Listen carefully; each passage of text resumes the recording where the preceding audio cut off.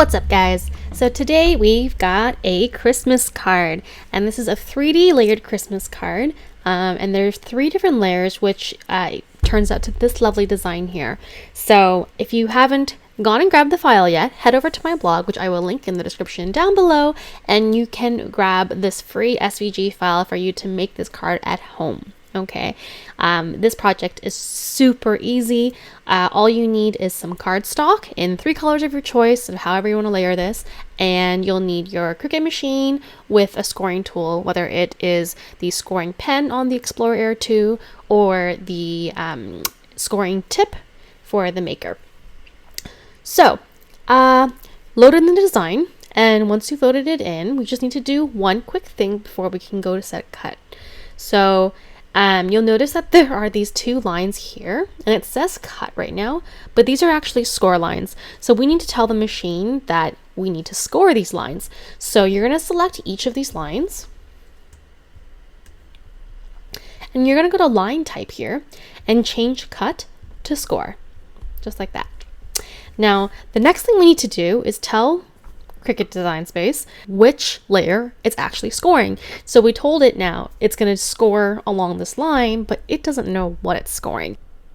So first we're going to ungroup everything, and then we're going to grab our score line and our green layer here, and we are going to hit attach at the bottom here. And then we're going to do the same thing to our yellow layer, which is just the back layer there. So we're going to grab our score line and our cut layer, and we're going to attach. So this is telling Cricut that on this yellow sheet, I want you to score along this line. All right. So play with the colors in here. You can see what kind of color combinations will be really nice.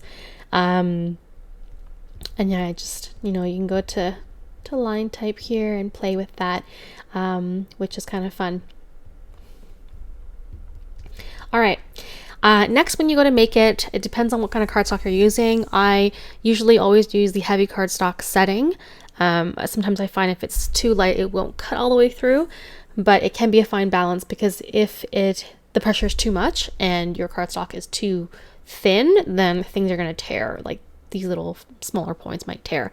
So if you're using like the 110 pound or the 87 pound, then you should be fine with the heavy cardstock. Yeah, and then you're just going to follow the prompts, feed it through, and I'm going to show you how I assemble it. I know it probably seems pretty straightforward, but there is just a small thing I want to go over, because you want to make sure that it goes on nicely, like evenly. So yeah, we'll head on over and we will put this together. I'll see you in a minute. Okay, so once we've cut all our layers out, it's pretty straightforward at this point what you're going to do next. So this is your base copy, and then you're just going to layer each of these on top of each other, okay? And I'm just going to use a glue stick to do this. You can also use spray adhesive, which might be a little bit easier, but I'm just going to use a glue stick, and I'm going to glue all those layers together. And the best way to do this is actually to start from the top to make sure that everything aligns properly. So I'm just going to grab a scrap piece of paper here so I don't get glue all over my mat.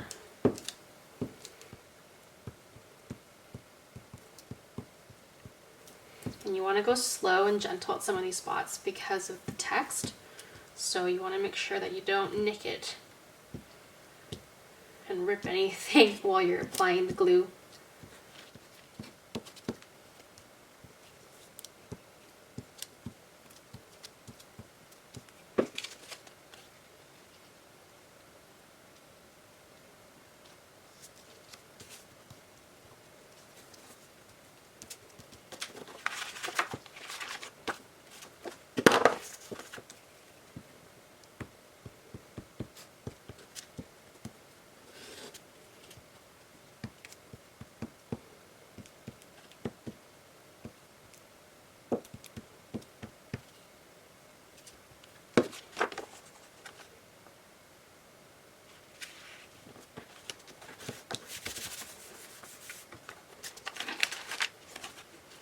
All right, and that's all.